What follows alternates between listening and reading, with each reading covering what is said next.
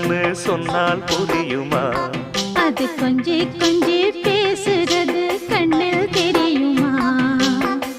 உலகே அழிஞ்சாலும்